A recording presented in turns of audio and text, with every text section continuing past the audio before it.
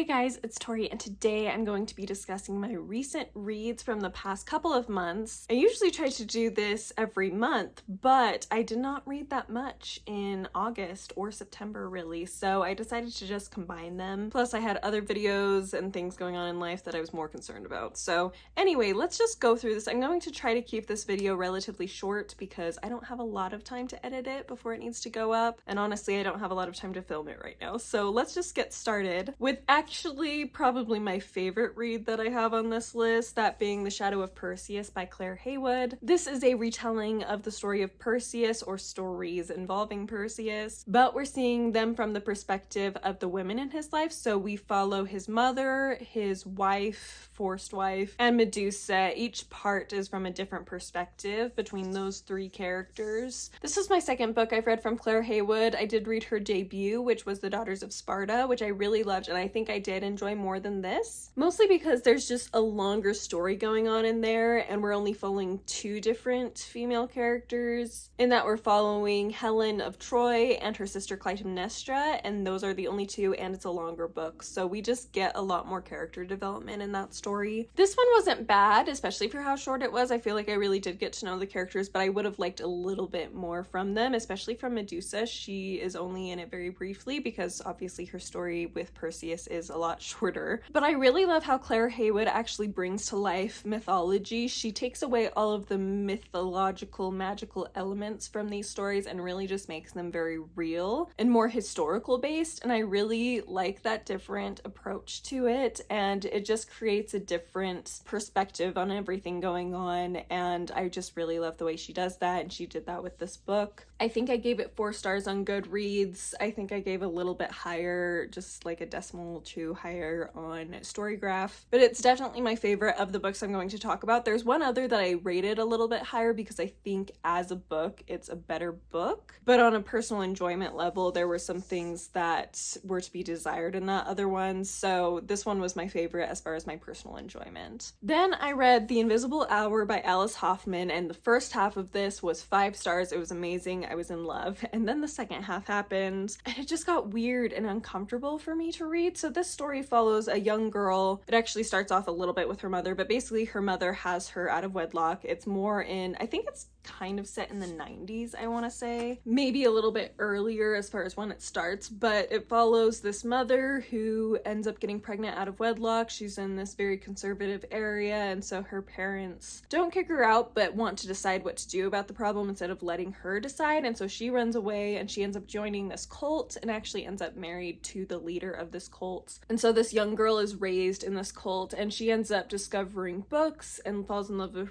with reading, and she finds specifically The Scarlet Letter by Nathaniel Hawthorne, and it really changes her life. She ends up finding that she relates to it a lot, and it's great. Well, then there's this magical realism element that doesn't show up until the second half, which is part of what felt so strange to me. This magical realism element is that she ends up connecting with Nathaniel Hawthorne across time and ends up going back in time periodically to be with him. And first of all, I just found that I was really uncomfortable with the idea of a modern woman going back in time and having a sexual relationship with a historical figure that actually lived and like had a family and a life, and I just feel like it's a little uncomfortable reading something that feels like a fan fiction for the author of having this sexual relationship with this real person. I just don't like it. I mean, other people probably don't get bothered by that, but I just did, and so I really didn't like that. And then yeah, the second half was just weird. Like, you know, magical realism is definitely a hit or miss for me. I decided with this book. I haven't read a lot of it, but I feel like I could see reading this that it can be easily really great and add to a story, but it also can easily become just weird and confusing. Like, I feel like most of it was meant to be symbolic of her escaping this cult and a lot of the feelings involved in that trauma and everything, which I can appreciate, but it was being treated as if it was very real, and it just felt, it was just hard to read. Like, I just didn't understand what was happening. Like, this leader of this cult just seems to find her everywhere, and I was like, that doesn't make any sense, which is why I'm like, I think it's meant to be symbolic of her mental state. But again, the sexual relationship was what really threw me off, and yeah, by the second half I just really There was just a lot about it I didn't like at all. I just really didn't like it. That being said, it was really fun after having visited Boston and visited Salem and seen the House of the Seven Gables, and also going to Concord and seeing the Old Manse. There's a lot of discussion of both of those locations in this book and her visiting both of those locations. And so I actually really loved the memories that were associated with what was talked about in this. Like, as they were talking, like, it was a fangirl moment for me where I was like, oh my gosh, I remember that, and seeing everything. And so I really loved that experience for sure. That was the best part about the second half, was just that connection to my trip a few months ago. I've been back and forth on if I was going to keep this or not, but I don't think I'm going to, because I don't think I'll care to ever reread this. If I did, I'd literally just read the first half, because the first half I loved. I absolutely adored. I loved the writing style. It was beautiful. It was great. I loved seeing these women in their lives, and I felt like for how short the first half was, I mean, this whole book isn't very short, or very long, and so especially for just the first half, I was impressed by how much the characters were developed. But yeah, I don't think I'll ever read it again. I think I'd rather just read The Scarlet Letter and other books by Nathaniel Hawthorne and a biography of Nathaniel Hawthorne than come back to this. So I think I'll probably get rid of it. It was my first book of the month read, which was extra sad, because I'm like, oh, I was so looking forward to this. But alas, it just didn't.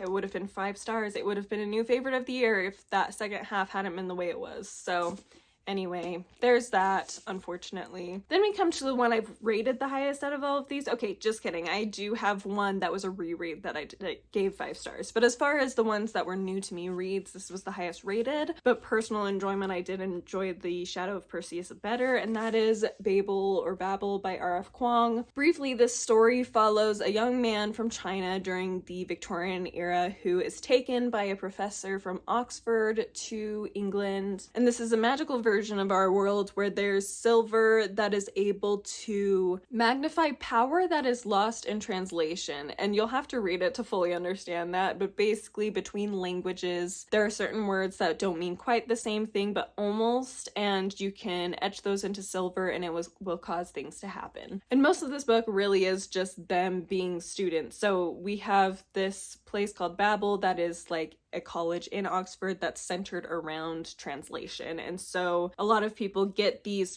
individuals from other societies and countries that speak other languages, bring them to England and have them go to Babel so that they can learn how to translate, so the British can earn money from the situation, basically. And we're following this young man from China who is put through that experience, and a lot of it really is just the scholarly work. It's kind of a dark academia feel. Not exactly though. I wouldn't necessarily call this dark academia, just because like it's dark and there's things in it, but I don't know. When I think of dark academia, I think a little bit more of like things like quoting literature and like talking about history and stuff. And this does, but it's a little more focused around this translation, which I guess feels dark academia-esque. I don't know. It just didn't have exactly the atmosphere that I would expect from something like that, but it was still in that vein. I really liked it. I felt like the character development, and a lot of other people have said it left something to be desired. I really liked the conversation that was had in here,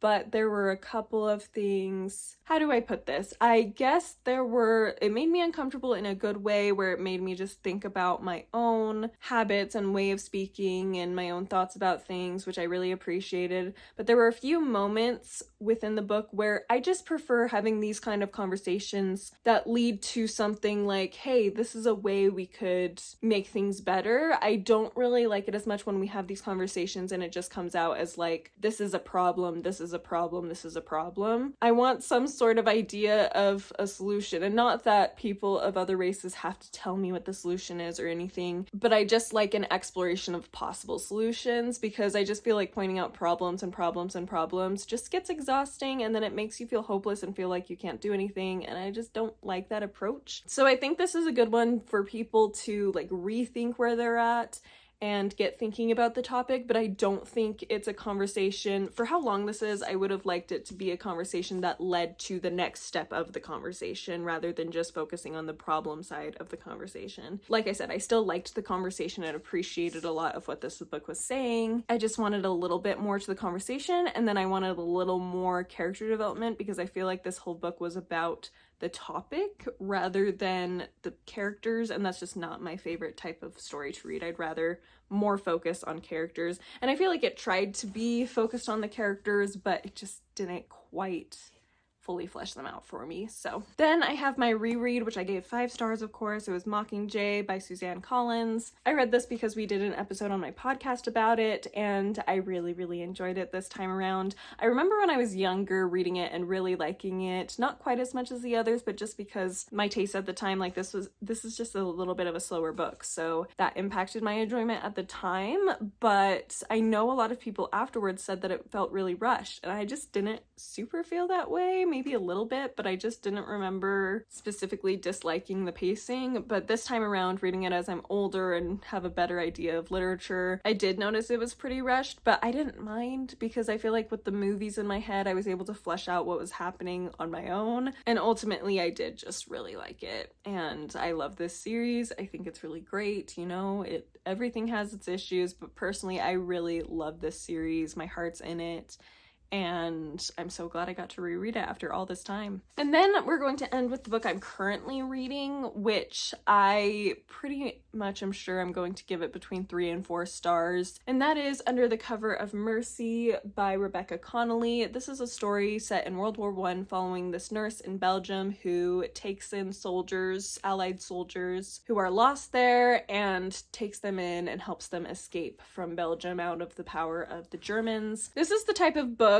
and I don't know if other people have read this type of book and will understand what I'm saying, but it's the type of historical fiction where it's focused around a specific figure in a specific event. And so it's really showing a great deal of love for that person within that event, but it's not really creating anything, if that makes sense. Like, it's almost like it's telling a nonfiction story in a novelized format instead of like being a novel, if that makes sense. There's 2 types of historical fiction that follow specific historical figures. There's that version, and then there's one that is a novelistic version where they're really trying to just focus in on the character as a human being, really fully flesh them out, explore all these different emotions involved, and I feel like there's a lot more creation in that. Whereas then there's also historical fiction centered around a historical figure that's really just exploring primarily just the events of their lives and their emotions within those specific events. So it doesn't quite have the depth of that other kind of historical fiction, but it's not bad to me. It's just a different kind of historical fiction, and I feel like I really appreciate it in the fact that you can feel the love and respect that the author has for this whole experience in this person's life, and the respect and love they have for them because of this experience. And so reading this, I feel like I feel that sense of love and respect, but it's not like mind-blowing. It's not like I'm reading this and being like, oh, the writing's so beautiful or anything like that. Like, it's just telling me the story, and so that's why I'm not sure if I'm gonna land